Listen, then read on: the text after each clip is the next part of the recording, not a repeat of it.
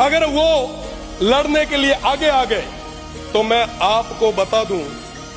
कि रोकने के लिए आपका सिस्टम फेल हो जाए। वो मजबूत लोग हैं जो 75 और 61,